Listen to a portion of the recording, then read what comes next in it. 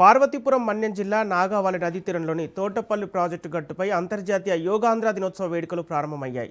MLA Jagadeeswari, collector Prabhakar రెడ్డితో కలిసి మంత్రి గుమ్మడి సంధ్యారాణి ప్రారంభించారు. ఈ వేడుకల్లో 500 మంది విద్యార్థులు, ఉద్యోగులు స్థానికులతో కలిసి యోగాసనాలు వేశారు. అనంతరం ఉరకలో పరుగుల సతమతమవుతున్న మానవాళి జీవన శైలిలో వాకింగ్ మాత్రమే సరిపోదని, శరీరంలోని ఒత్తిడిని దూరం చేసి దేహాన్ని అనుకూలంగా మలుచుకోవడానికి యోగా అవసరమని మంత్రి సంధ్యారాణి అన్నారు. వ్యాధులను అరికట్టి రోగనిరోధక శక్తిని పెంచే దివ్య ఔషధం యోగా అని పిల్లలకు చిన్ననాటి నుంచే వీటిపైన అవగాహన కల్పించాలని సూచించారు.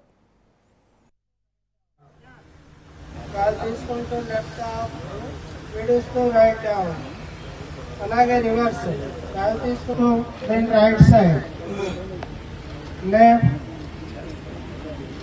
Right, centre.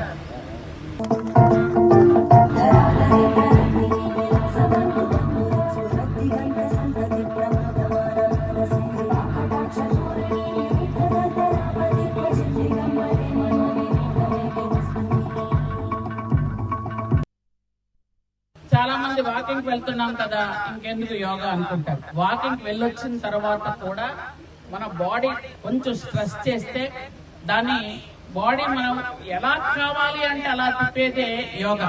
యోగా తర్వాత ఒక్క 10 నిమిషాలు మనం మెడిటేషన్ చేస్తే మనకున్న ఇబ్బందులు, బాధలు, కష్టాలు, జాబ్ తాలూకా టెన్షన్లు, మా టెన్షన్లు కానీ అన్ని టెన్షన్లు పక్కన పెట్టి ఒక 10 నుంచి 15 నిమిషాలు అందరూ కూడా ఖచ్చితంగా మెడిటేషన్ చేస్తే మన ఆరోగ్యం చాలా బాగుంటుంది. కాబట్టి ప్రతిరోజు యోగా చేయటం అనేది అత్యుత్తమం. ఎందుకంటే మనం ఒక సామెత కూడా ఉంది, సిరి అబ్బకపోయినా సీడబ్బుతుంది అని. మన తాలూకా డబ్బు, నగలు, మన ఆస్తి పాస్తి మన పిల్లలకి ఇచ్చినా ఇవ్వకపోయినా మన రోగాలు మాత్రం మన పిల్లలకి ఇస్తున్నాం. ఎందుకంటే జీన్స్ మీ అందరికి కూడా తెలుసు. కాబట్టి మనం అవి తగ్గించుకొని వెళ్ళగలిగితే మన పిల్లలు కూడా ఆరోగ్యంగా ఉంటారు. కాబట్టి ఖచ్చితంగా చిన్నపిల్లల్ని మొదటి నుంచి యోగా నేర్పించండి.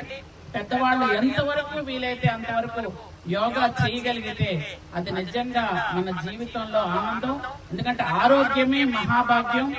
ఆరోగ్యం ఉన్న వాళ్లే అందరికంటే సంపన్నులు. కాబట్టి ఇది మనం చేస్తే బాగుంటుందని మిమ్మల్ని అందరినీ, ప్రతి ఒక్కరిని పేరు పేరున కోరుకుంటూ